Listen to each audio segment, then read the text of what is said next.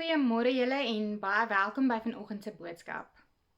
Mag dit regtig vir jou 'n geseënde tyd wees nou waar jy na hierdie boodskap luister en mag dit vir jou vanoggend regtig 'n ontmoeting met ons Here wees waar ons ook uit sy woord lees en daaruit leer. Kom ons bid saam. Here, baie dankie dat ons as 'n geloofsfamilie steeds rondom u woord by mekaar kan kom, Here. Here, kom breek u woord vir ons oop en Here, kom raak deur u gees ons hart en ons verstand aan. Dankie dat u alomteenwoordig is. Here, en dankie dat u liefde en u genade vir ons meer as genoeg is. In Jesus naam, amen. Om vir iets of iemand te wag, is nie die meeste van ons se sterkpunt nie. Tog is wag so deel van ons lewens, al is ons eintlik glad nie gemaklik daarmee nie. Die meeste van ons wil dit wat ons wil hê of nodig het, eintlik al gister gehad het. Maar so is wag ook deel van ons voortgesette lewenswandel en ons verhouding met Jesus. Dit is egter wanneer ons op die Here wag, dat God ons laat groei na dit wat hy vir ons begeer. God gebruik daardie wagtyd om ons te leer om hom volkome te vertrou. Bethany Hamilton het op 13-jarige ouderdom in Hawaii branderplank gery, toe sy deur 'n tierhaai aangeval is en haar linkerarm verloor het. Verwoes deur hierdie tragedie het Bethany gewonder of sy ooit weer sal kan branderplank ry. Sy het egter deur hierdie worsteltyd gedruk om uit te pleis wat om met haar lewe te doen, terwyl sy in vertroue op God wag. So wat 'n jaar na hierdie tragedie het Bethany by World Vision aangesluit en kort voor lank was sy op 'n vliegtuig na die tsunami geteisterde Thailand, waar sy vir 'n week lank die mense van Thailand op verskillende maniere bedien het. Haar mees onvergeetlike oomblik was toe sy vir meer as 50 kindertjies in 'n klein dorpie gehelp het om hulle vrees vir die see te oorkom deur hulle te leer branderplank ry. En so herstel sy dan hoop vir baie hopelose mense en vind genesing vir haarself in hierdie proses. Ons praat oor om op die Here te wag. Maar wat beteken dit om op die Here te wag?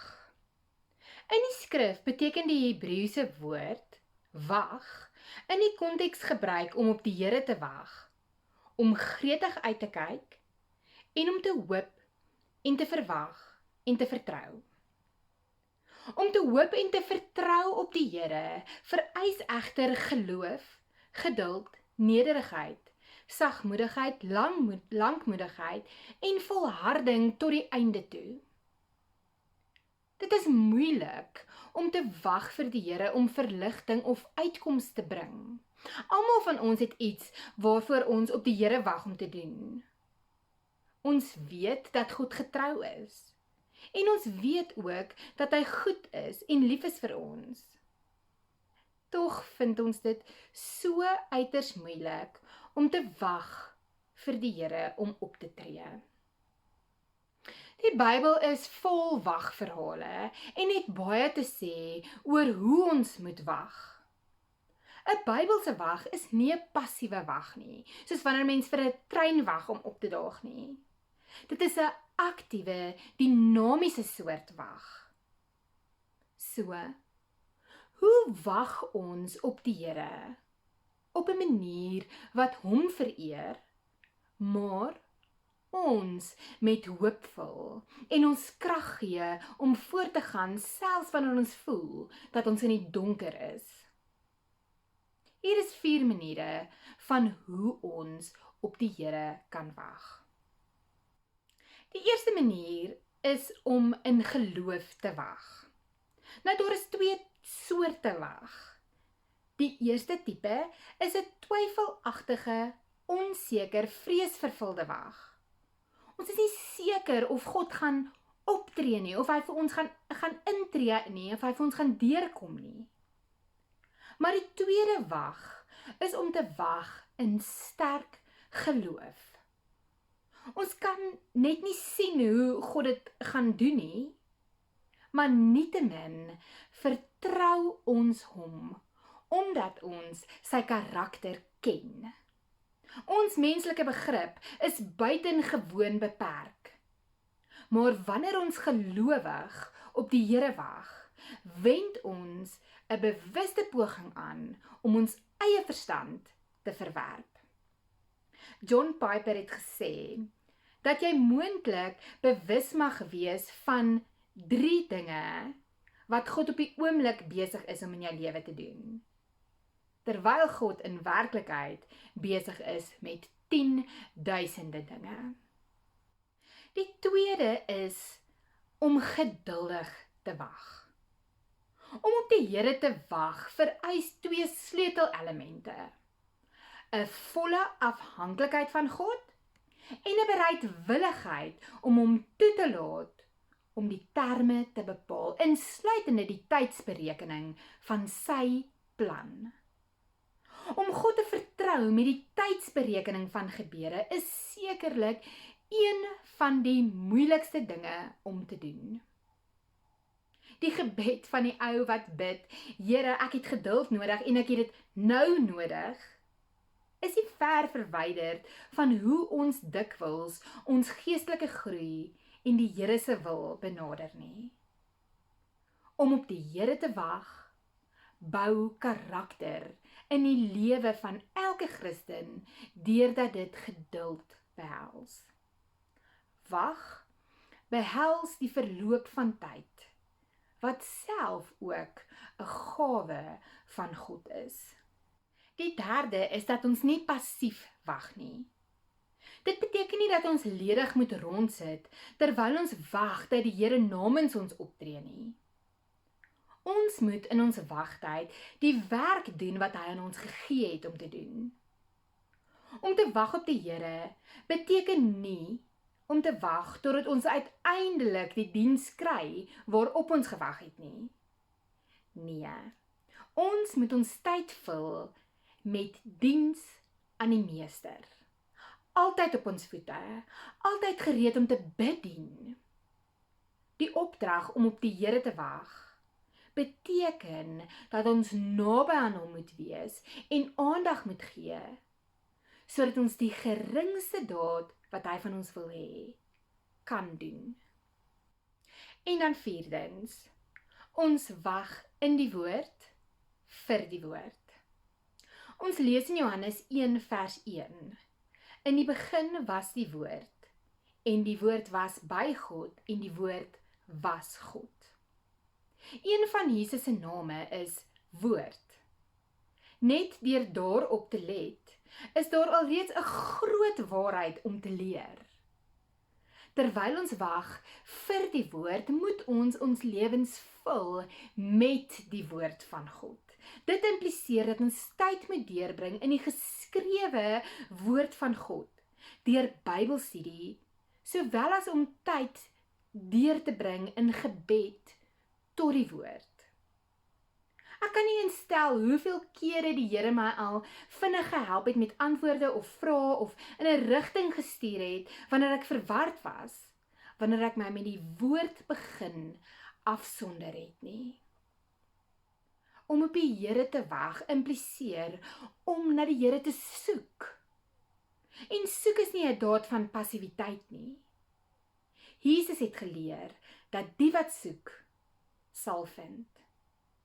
Wag op die Here beteken altyd dat jy die Here soek.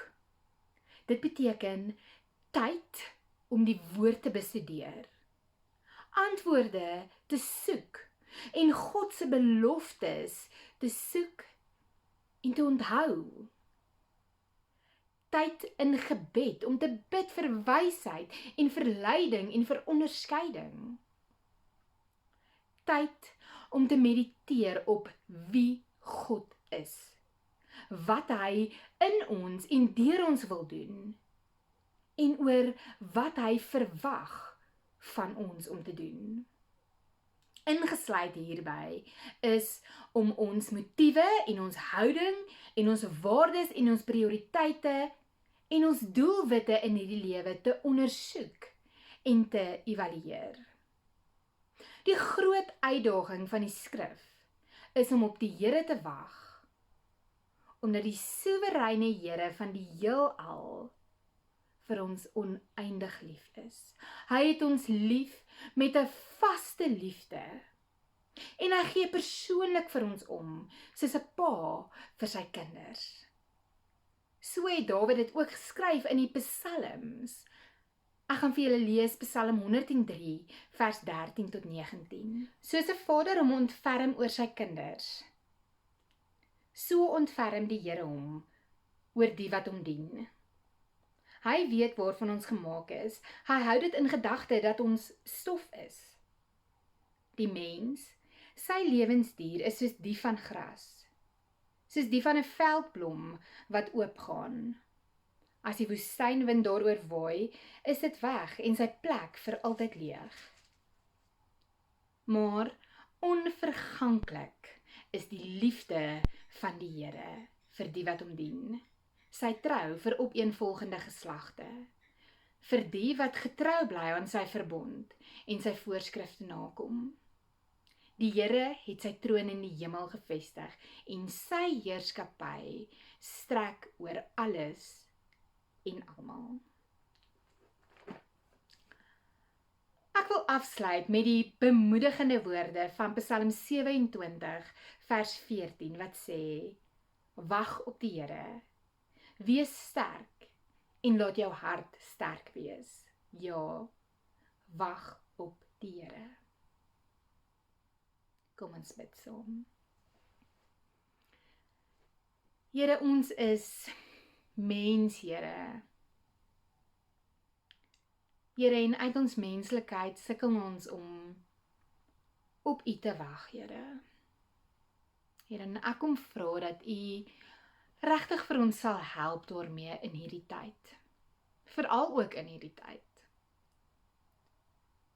Here, U ken ons.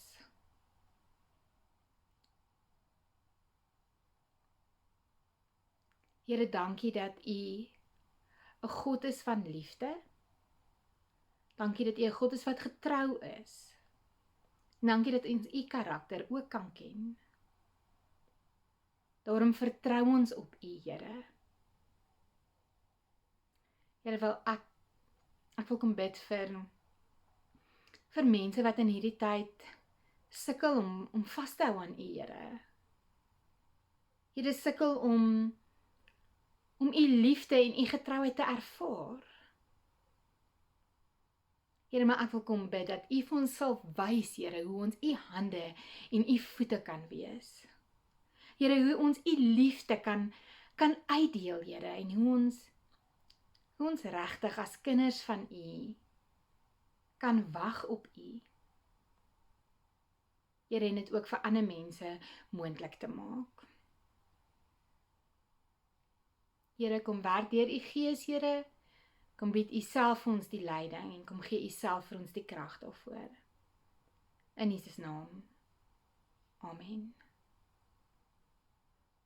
Baie dankie julle. Mag dit vir julle 'n mooi dag wees en mag dit vir julle 'n geseënde dag en 'n geseënde week wees wat voorlê.